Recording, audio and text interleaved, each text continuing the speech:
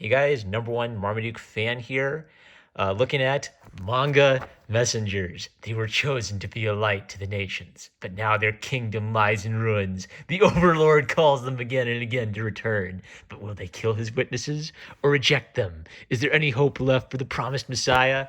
So, Manga Messengers covers basically from the reign of Solomon in First Kings to Malachi. So the entire age of the prophets, the Babylonian exile, and the return to Jerusalem. And what's really admirable about the scope of this book is a lot of the books of the prophets are separate from First Kings, Second Kings, First and Second Chronicles.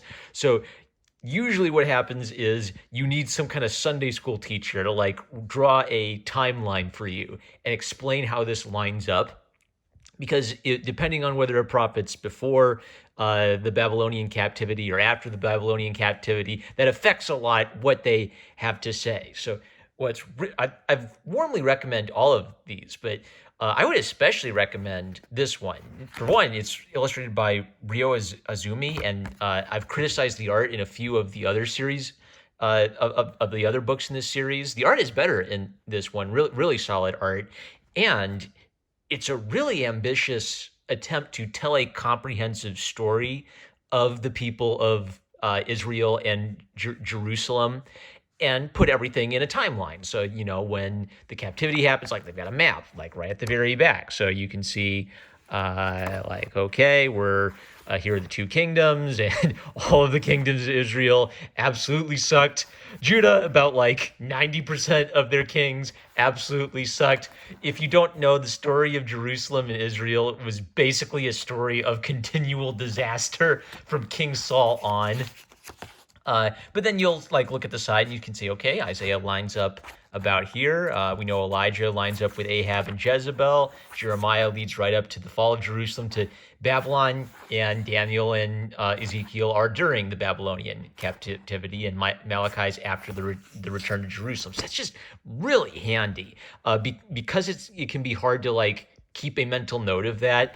I think this would be an excellent even like a teenage or high school level framing device for figuring out what the pattern is for these characters and how things are lining up in history. They do abridge some neat little stories, like they don't have Shadrach, Meshach, and Abednego, like that famous one in the fiery furnace, but it's okay. They accomplish their goal of basically giving you the flow of what happened to the people of Israel from King Solomon on. So by the way, check out Real Boy Illustrations, Isaiah McVeigh. I used all of my little artist cards for bookmarks this time, and check out Skelly Boy Art. All right, so I highlighted this because, again, there's this continual theme of them picking up the human side of the drama. So Elijah passing the mantle down to Elisha, King Ahab being a whiny little bleepity bleep and being totally wrapped around Queen Jezebel's finger, like he's actually throwing a tantrum about not having a wine press when he's the king. What a beta male.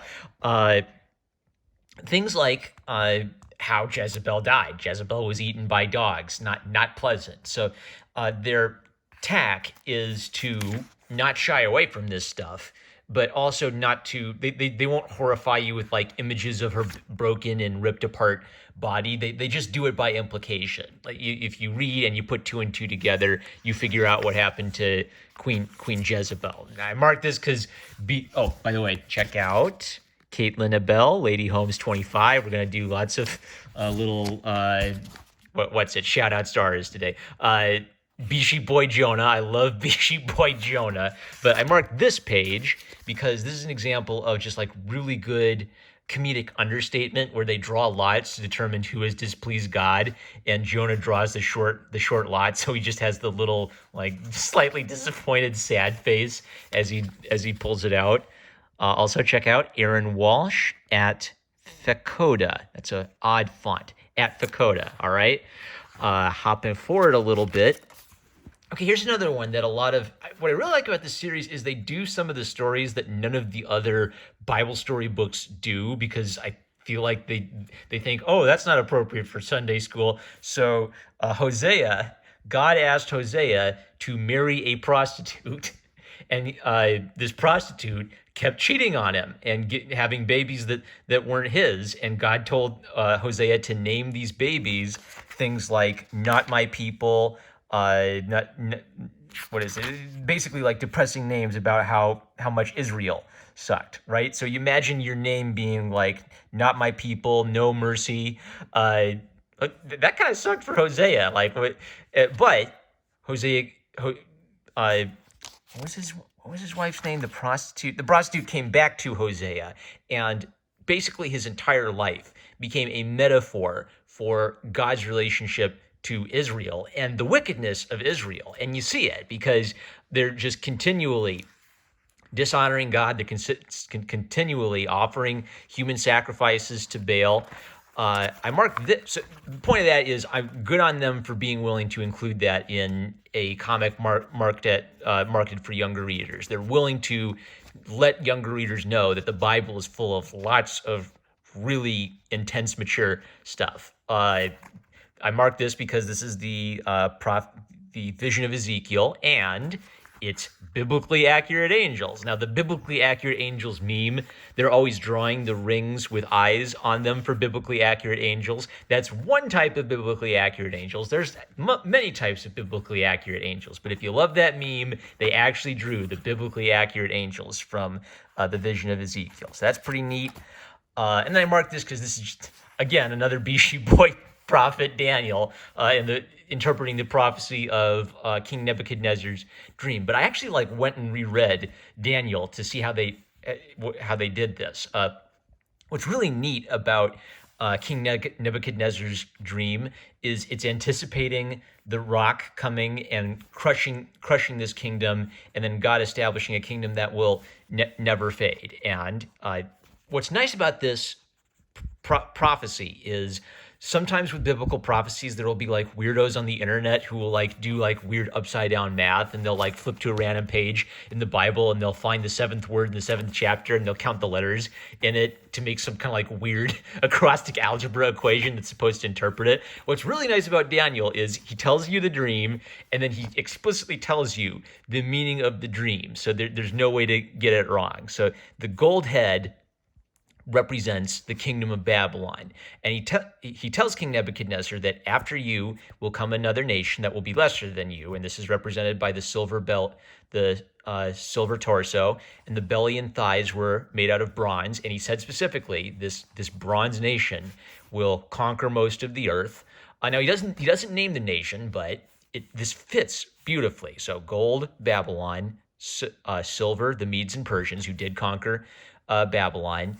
Bronze, I would say that's most likely the Greeks. Alexander the Great conquered the entire earth, basically, so that's a really good fit. And then the legs were of iron, and the fourth kingdom, as strong as iron, would basically crush everybody, and that's a perfect fit for the Roman Empire. Now, what's neat about this is they actually got the wording right. So there's a little hot debate about are there 4 kingdoms or 5 kingdoms? Because the feet are made of iron and clay. So some people say, oh, well, that's got to be a 5th kingdom. No, I went and reread it. It's very clear. There are 4 kingdoms. When he gets to the 4th one, he says, finally. And then when he talks about the feet of iron and clay, he's referring back to the legs of iron. So there are clearly 4 kingdoms.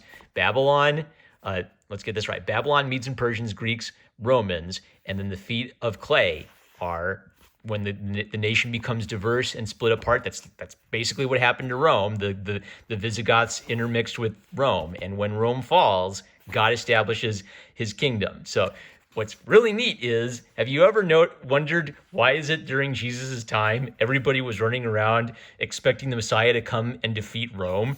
They knew they could count. They read Daniel and they could count 1, 2, 3, 4. Hey, wait a second. We're under the Roman Empire. That's the last kingdom. And after the last kingdom, Christ, the Messiah is supposed to come and God's going to establish his kingdom. They were waiting for it. It's one of the reasons why you'll also read about false messiahs popping up and getting followers and getting completely crushed by the Jews or the Romans and starting their little uprisings. Everybody was waiting for it. So I don't know. It's kind of a neat thing where it helps you contextualize it or helps you understand it. Like, it's kind of weird that everybody was running around in Jerusalem waiting for the Messiah to come, unless you know some of this cool stuff and why it would make sense to them that we're under the Roman Empire. The Messiah's got to be coming soon, right? So, really fantastic, ambitious book. King Xerxes really wants him a strong Jewish tomboy waifu. By the way, I'm just really impressed by the scope of this book. They nailed it.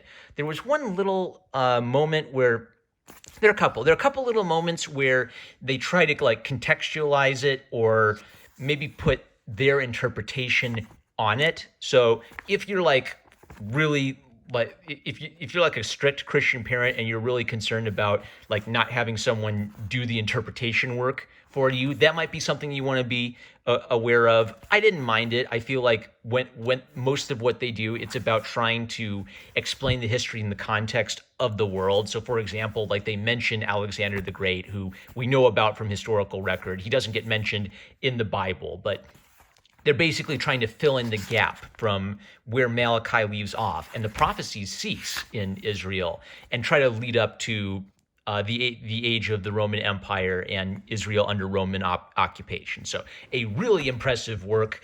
I believe this would be an incredibly useful tool for like a Sunday school class, even for adults. Like it is so nice to have it laid out in this chronological format. So I would highly recommend this one out of the series for understanding a really important part of biblical history, but also a very complicated part of biblical history spanning across centuries and multiple kingdoms. So, number one Marmaduke fan, love you guys. Catch you later.